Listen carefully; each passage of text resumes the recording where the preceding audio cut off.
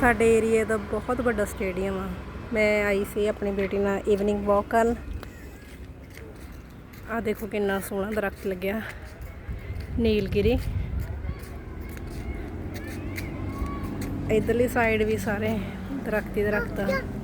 ਬਹੁਤ ਵੱਡਾ ਇਹ ਸਟੇਡੀਅਮ ਆ। ਇੱਥੇ ਇੰਟਰਨੈਸ਼ਨਲ ਨੈਸ਼ਨਲ ਸਾਰੇ ਮੈਚ ਹੁੰਦੇ ਆ।